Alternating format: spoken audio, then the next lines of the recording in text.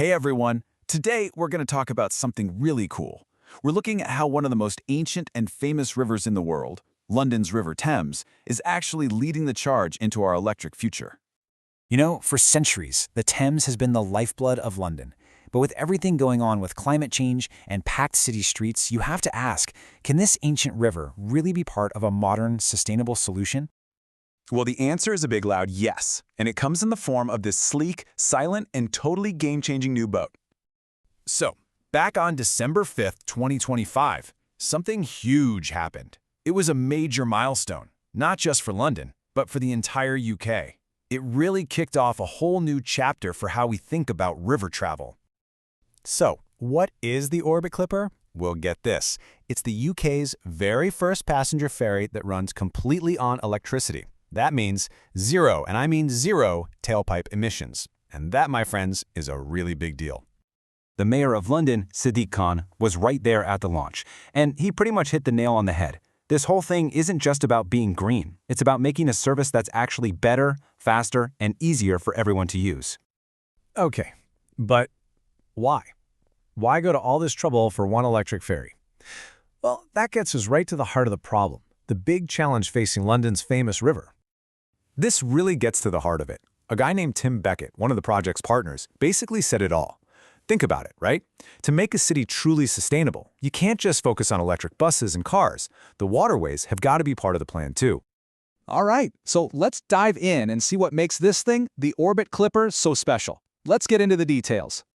First off, it runs on a super specific and important route, connecting Rotherhithe to the big business hub of Canary Wharf. And it's not some novelty ride. It runs every 10 to 15 minutes. It's a serious piece of public transit, and it's doing it all with no local emissions. And we're not talking about some small tourist boat here. This thing can carry up to 150 people on every trip. That adds up to thousands of people crossing the river every single day. Okay, but this next part? This is where it gets really smart. It has space for 100 bicycles. 100! So the ferry isn't just a boat ride, it becomes this crucial link for people who want to travel in a more active, sustainable way. It connects cyclists to the rest of the city. Now, you can probably guess that something this big and new doesn't just appear out of nowhere. It took a whole team of different industry leaders, engineers, and government groups working together. And wow, what a team it was. You've got Uberboat leading the whole project. The Wright Shipyard Company actually built the thing. Beckett Rankine handled all the heavy-duty maritime engineering. Aqua Superpower set up the super important charging stations. And of course, it all needed funding, which came from the Department for Transport and Innovate UK. And Sean Collins, the CEO of Uberboat, he put it this way. For them, this isn't just about launching a new boat. It's a public promise, a commitment to helping London slash its carbon footprint.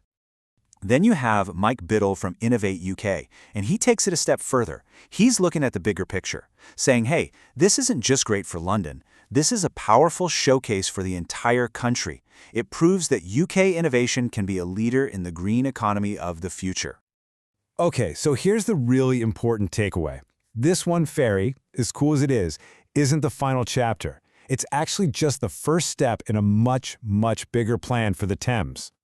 See, Uberboat was already heading in this direction. They already have 3 hybrid boats that are pretty clever. They switched to battery power in the busiest part of the city. So the Orbit Clipper, that's the next big leap. Not hybrid, but all in, fully electric on its own route. And they've actually got a roadmap laid out for everyone to see. 2025 is just the starting line with this launch. The next goal is to cut emissions in half by 2035. And the ultimate finish line? To be a completely net zero operation by 2050. That's a plan for a truly green river. So what does this all mean? It means that clean, efficient river travel isn't a futuristic dream anymore. It's happening right now. The Orbit Clipper is setting a new standard, not just for London, but for cities all over the world. Which really makes you wonder, with London paving the way, which city's river is going to be the next one to go electric?